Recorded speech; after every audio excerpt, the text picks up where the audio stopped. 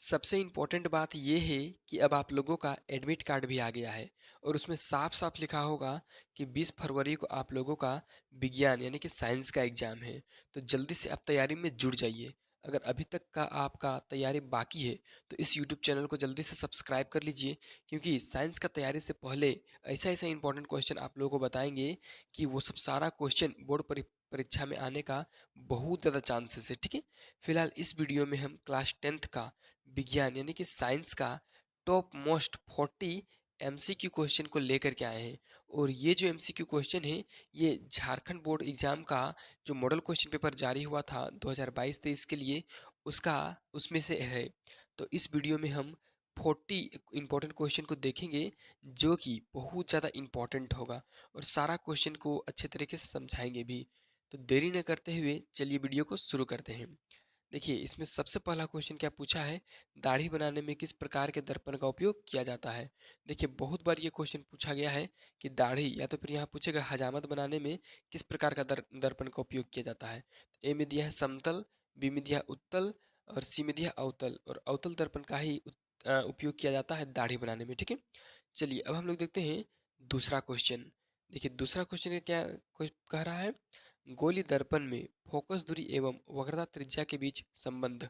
देखिए, फोकस दूरी यानी कि एफ, और वक्रता त्रिज्या को हम लोग क्या बोल देते हैं, आर। इसमें क्या संबंध है? ठीक है, तो इसका जो सही आंसर हो जाएगा वो हो जाएगा आप लोग का एफ बराबर आर बाई टू, यानी कि ऑप्शन नंबर बी। ठीक है ना, एफ बराबर आर बाई टू होता है इसका संबंध। या तो फिर आर बराबर होता है टू इंटू, यानी कि टू इंटू एफ। ठीक है ना, ये एफ लिखा गया इस तरह से होता है। चलिए, ये क्वेश्चन तो आप समझ गए होंगे। चलिए अगला क्वेश्चन देखते हैं, 3 नंबर। देखिए, 3 नंबर में क्या पूछा गया है, प्रकाश के अपवर्तन की क्रिया में कौन सी भौतिक राशि अपरिवर्तित रहती है। देखिए, प्रकाश का अपवर्तन हो रहा है, मान के चलिए ये एक माध्यम यहाँ पे है, एयर। क्या है? एयर। ठीक है ना, और दूसरा यहाँ पर ग्लास है। ग्लास मतलब कांच है। तो क्या होगा, जब एक माध्यम से, ये वाला माध्यम से इस वाले माध्यम में कोई प्रकाश का किरण आएगा तो यहाँ पर अपवर्तित होगा। ठीक है ना, तो वहाँ पर क्या चीज़ है जो अपरिवर्तित होगा। ठीक है, तो ए में दिया है आवृत्ति, बी में है विवेग, सी में है तरंग दैर्ध्य, और डी में इनमें से कोई नहीं। तो इसका सही आंसर हो जाएगा आप लोगों का आवृत्ति। ठीक है, यानी कि जब प्रकाश का अपवर्तन होता है तो आवृत्ति जो है वो बदलता नहीं है। ठीक है, चलिए अगला क्वेश्चन देखते हैं, 4 नंबर।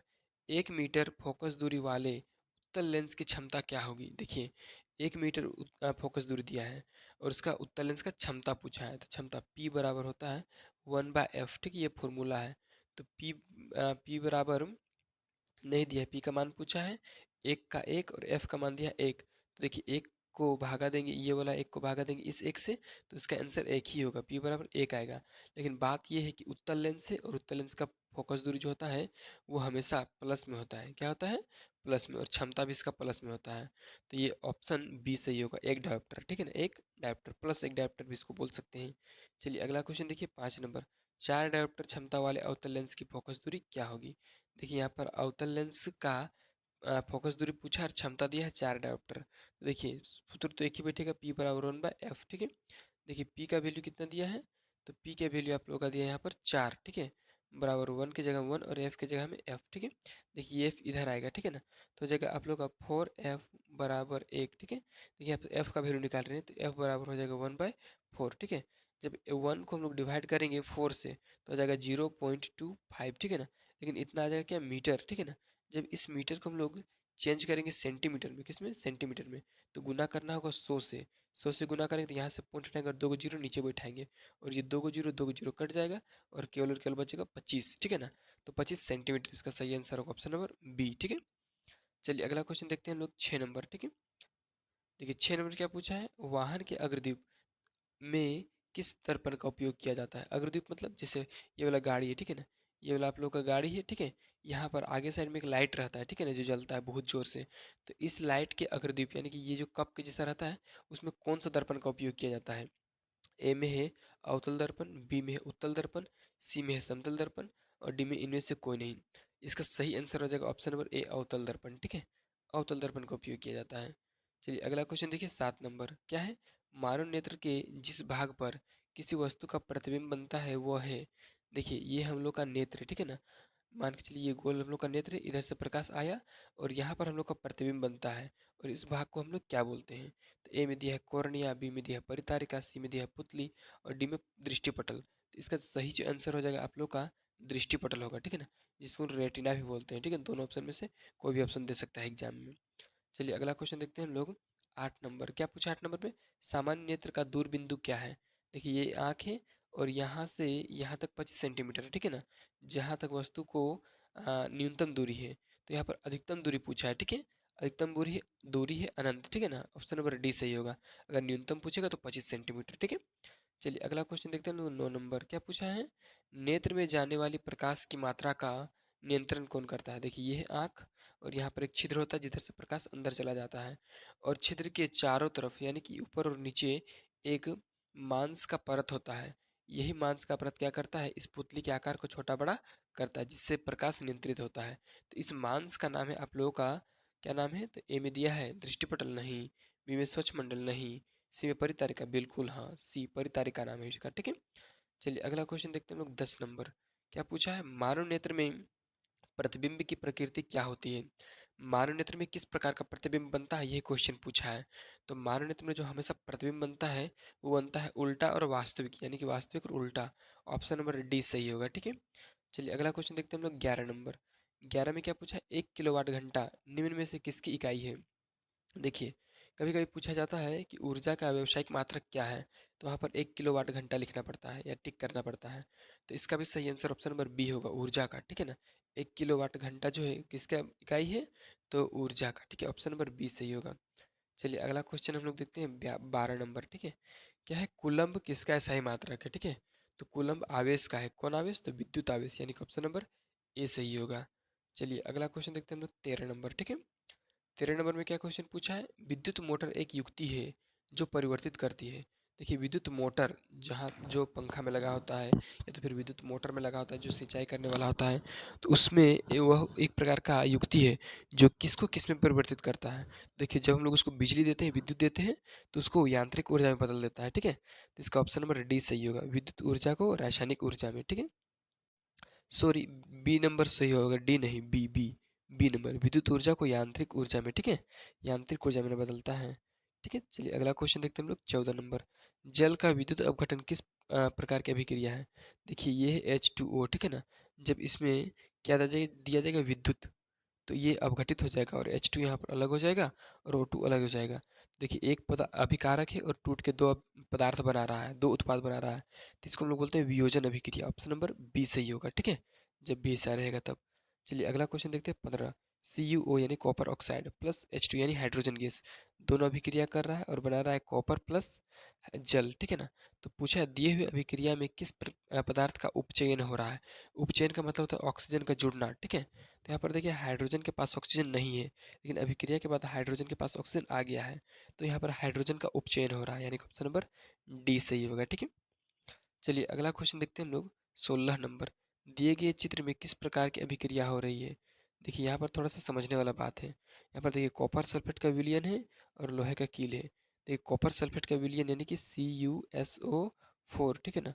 और यहाँ पर इसका साथ अभिक्रिया कौन कर रहा है? Fe, ठीक है ना, Fe। और आप जान लीजिए Fe ज़्यादा अभिक्रियाशील है कॉपर सल्फेट से, ठीक है ना। तो Fe क्या करेगा? कॉपर सल्फेट को विस्थापित कर देगा और आयरन सल्फेट का निर्माण करेगा। तो यहाँ पर विस्थापन अभिक्रिया हो रहा है। कौन सा अभिक्रिया? विस्थापन। तो ऑप्शन नंबर सी सही होगा, विस्थापन अभिक्रिया, ठीक है। चलिए अगला क्वेश्चन देखते हैं। 17 नंबर क्या है? निम्नलिखित में से निम्नलिखित में कौन प्राकृतिक सूचक का उदाहरण है? ए में है मिथाइल ऑरेंज जो कि गलत है, बी में है फिनिप्थिलिन जो कि गलत है, सी में है लिटमस पत्र, यही सही है, सी नंबर, ठीक है ना।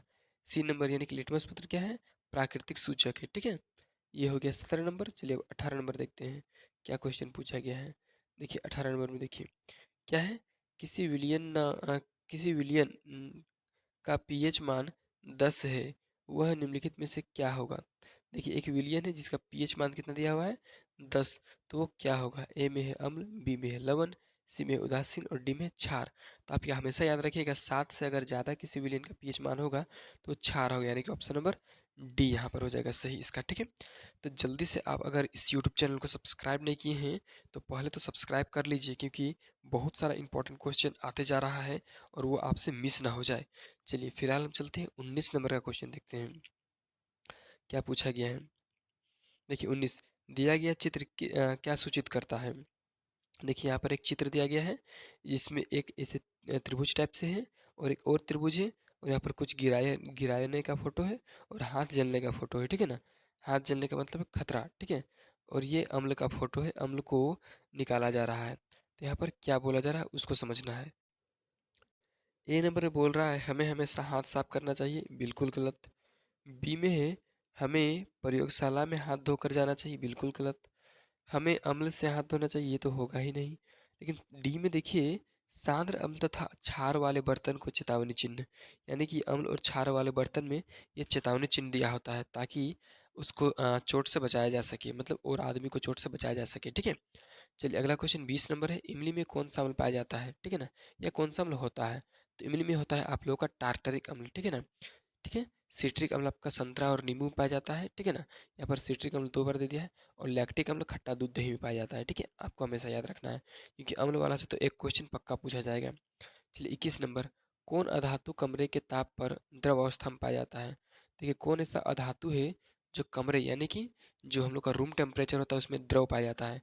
आप ध्यान दीजिए, यहाँ पर अधातु पूछा है, अगर धातु पूछता तो पारा होता, लेकिन यहाँ पर अधातु पूछा है इसलिए यहाँ पर ब्रोमीन होगा, यानी कि ऑप्शन नंबर सी। ठीक है, चलिए अगला क्वेश्चन हम लोग देखते हैं 22 नंबर। ठीक है, देखिए 22 नंबर में क्या पूछा है, निम्नलिखित में से किस पदार्थ का उपयोग अग्निशामक बनाने में किया जाता है। ठीक है ना, अग्निशामक मतलब आग बुझाने वाला जो ये लाल कलर का टैंक होता है उसको बनाने के लिए किस चीज़ का उपयोग किया जाता है। ए में दिया है सोडियम कार्बोनेट, बी में सोडियम हाइड्रोजन कार्बोनेट, सी में सोडियम क्लोराइड और डी में सोडियम हाइड्रोक्साइड। तो इसका सही आंसर होगा option number B, sodium hydrogen carbonate. इसको सोडियम बाइकार्बोनेट भी बोला जाता है। ठीक है, चलिए अगला क्वेश्चन देखते हैं 23 नंबर क्या पूछा है, आधुनिक आवर्त सारणी किस आधार पर बना है। ठीक है ना, देखिए ये क्वेश्चन तो फिलहाल नहीं पूछा जाएगा क्योंकि ये चैप्टर को रिजेक्ट कर दिया गया है न्यू एनसीईआरटी में। तो फिलहाल इसके आंसर को आप समझ लीजिए कि आधुनिक आवर्त सारणी जो है वो आपका आधारित है परमाणु संख्या, यानी कि एटॉमिक नंबर पर। ठीक है, चलिए अगला क्वेश्चन देखते हैं हम लोग 24 नंबर, निम्नलिखित में से कौन धातु सबसे अधिक अभिक्रियाशील है। ठीक है ना, तो ए में है पोटेशियम, बी में है सोडियम, बी सी में एल्यूमिनियम और डी में कैल्शियम। देखिए आप लोगों को याद करवाए थे अल्लाह मियाँ जी का नाक। ठीक है ना, सबसे पहले पोटेशियम था। ठीक है, फिर कैल्शियम था, फिर मैग्नीशियम था, फिर एल्यूमिनियम था, इस तरह से था। तो सबसे ऊपर पोटेशियम है और यहाँ भी पोटेशियम है ऑप्शन में, यानी कि ऑप्शन नंबर ए सही होगा। ठीक है, 24 का। चलिए अगला क्वेश्चन देखते हैं हम लोग 25 नंबर में क्या पूछा है। देखिए क्या है, पृथ्वी की भूप्रकृति में प्राकृतिक रूप से पाए जाने वाले तत्व या यौगिकों को क्या कहते हैं। देखिए यह पृथ्वी, इसके भूप्रकृति में प्राकृतिक रूप से जो पदार्थ पाया जाता है, चाहे वो तत्व हो या तो फिर यौगिक, उसको हम लोग क्या कहेंगे। तो उसको हम लोग बोलते हैं खनिज। ठीक है, और खनिज में अगर कोई अच्छा पदार्थ उपस्थित है जो आर्थिक दृष्टिकोण से लाभकारी है तो उसको हम लोग बोलते हैं अयस्क। ठीक है, चलिए फिलहाल देखते हैं हम लोग अगला क्वेश्चन 26 नंबर। ठीक है, क्या पूछा 26 में, प्रोपेनॉल में कौन अभिक्रियाशील समूह मौजूद है। तो देखिए प्रोपेनॉल ऑल आ रहा है। ठीक है ना, तो ऑल आपका क्या होता है, तो ऑल आपका हो जाता है एल्कोहल समूह। ठीक है ना, यानी कि ऑप्शन नंबर ए सही होगा। ठीक है ना, एल्कोहल। ठीक है, चलिए अगला नंबर देखते हैं हम लोग 27 नंबर। ठीक है, क्या पूछा है, प्रकाश संश्लेषण प्रक्रिया में निम्नलिखित में क्या नहीं होता है। देखिए प्रकाश संश्लेषण जब होता है कहाँ पर, पेड़ पौधों में, तो कौन सा चीज़ वहाँ पे नहीं होता है। ठीक है, ए में दिया जल का टूटना, जल तो टूटता है, ये सही है, ये तो होता है। ऑक्सीजन विमुक्त होना, ये भी होता है। ठीक है, या ऑक्सीजन का मुक्त होना, ये होता है। कार्बन डाइऑक्साइड का मुक्त होना, और डी में दिया कार्बन डाइऑक्साइड का उपयोग होना। देखिए कार्बन डाइऑक्साइड का तो उपयोग होता है लेकिन कार्बन डाइऑक्साइड मुक्त नहीं होता है, यानी कि ऑप्शन नंबर सी सही होगा। ठीक है, प्रकाश संश्लेषण में कार्बन डाइऑक्साइड मुक्त नहीं होता है। चलिए फिलहाल हम लोग देखते हैं 28 नंबर क्वेश्चन, क्या है, फ्लोएम से खाद्य पदार्थों का परिवहन पौधे में किस दिशा में होता है। देखिए ये है आप लोगों का पेड़। ठीक है ना, ये आप लोगों का पेड़, और यहाँ पर देखिए भोजन बनता है पत्ता में, जो कि हर जगह जाता है। ठीक है, यहाँ पर पानी रहता है जो कि हर जगह जाता है, हर पत्तियों में जाता है। क्वेश्चन पूछा है कि भोजन जब बन जाता है पेड़ पौधा में तो किस दिशा में गति करता है। ठीक है, नीचे की ओर की, ऊपर की ओर की, किधर गति करता है। तो गति करता है आप लोगों का ऊपर से नीचे, ऊपर और नीचे दोनों की ओर, ठीक है ना, यानी ऑप्शन नंबर सी सही होगा। चलिए 29 नंबर का क्वेश्चन देखते हैं यहाँ पे क्या पूछा है। वृक्क की रचनात्मक तथा क्रियात्मक इकाई को क्या कहते हैं? वृक्क मतलब क्या होता है? तो वृक्क मतलब होता है आप लोग का किडनी, ठीक है ना। किडनी के अंदर बहुत छोटा छोटा छोटा छोटा क्रियात्मक इकाई होता है, इसको हम लोग बोलते हैं वृक्काणु, ठीक है ना। वृक्काणु थोड़ा सा मिसप्रिंट है, जिसको हम लोग नेफ्रॉन भी बोलते हैं, ठीक है। चलिए अंग्रेजी में नेफ्रॉन होता है, हिंदी में वृक्काणु होता है। फिलहाल अगला क्वेश्चन देखते हैं। चलिए हम लोग कितना नंबर, तो 30 नंबर का, ठीक है। चलिए आ गया 30 नंबर का क्वेश्चन। क्या पूछा 30 में? फल को पकाने के लिए कौन सा हार्मोन उत्तरदायी है? देखिए फल जो पकता है कोई किस हार्मोन के कारण पकता है? ए में है ऑक्सिन, बी में है जिबेरेलिन, सी में है एथिलीन और डी में है प्लाइटोकिलीन, ठीक है। तो इसका जो सही आंसर होगा ऑप्शन नंबर सी, एथिलीन, ठीक है। एथिलीन के कारण ही जो फल होता है वो पक जाता है। चलिए अगला क्वेश्चन है 31 नंबर। एस्ट्रोजन स्रावित होता है। देखिए सबसे पहला बात, एस्ट्रोजन जो है वो मादा हार्मोन है, ठीक है, मादा जनन हार्मोन है। तो ये अंडाशय द्वारा होता है कि थायराइड द्वारा होता है कि वृषण द्वारा होता है कि प्यूटेटरी ग्लैंड द्वारा होता है? ये तीनों ऑप्शन गलत है, सही ऑप्शन है अंडाशय द्वारा, ठीक है। 31 का सही आंसर ऑप्शन नंबर ए होगा। चलिए अगला क्वेश्चन हम लोग देखते हैं 32। नर युग्मक और मादा युग्मक के संलयन को कहते हैं। देखिए यहाँ पर मादा युग्मक यानी कि अंडाणु है, जब इसके पास शुक्राणु पहुंचेगा तो दोनों का संलयन होगा, तो इसको हम लोग क्या बोलते हैं? ए में है परागन, बी में है निषेचन, सी में है जनन और डी में है मुकुलन। तो यहाँ पर सही आंसर ऑप्शन नंबर बी, निषेचन होता है। क्या होता है? निषेचन। चलिए अगला क्वेश्चन 33 नंबर। दिए गए चित्र में कौन सा जनन हो रहा है? देखिए यहाँ पर एक पिक्चर दिया हुआ है, इसको बताना है कौन सा जनन हो रहा है। तो देखिए ये एक हाइड्रा, ठीक है ना, और यहाँ पर बहुत सारा इसका मुकुल निकला हुआ है, मुकुल। तो जब ये मुकुल टूट जाएगा तो ये फिर से नया हाइड्रा बन जाएगा, ठीक है ना। तो यहाँ पर कौन सा विधि हो रहा है? तो मुकुलन हो रहा है, ठीक है। क्या हो रहा है? मुकुलन, यानी कि ऑप्शन नंबर ए सही होगा, ठीक है। कितना नंबर का? तो ये नंबर कितना है? 33, ठीक है। 33 का ए होगा। चलिए अगला क्वेश्चन फिलहाल हम 34 नंबर देखते हैं। 34 में क्या कह रहा है? पक्षी और चमगादड़ के पंख हैं। देखिए पक्षी का जो पंख होता है उसमें भी हड्डी रहता है, और चमगादड़ के पंख में भी हड्डी रहता है, ठीक है।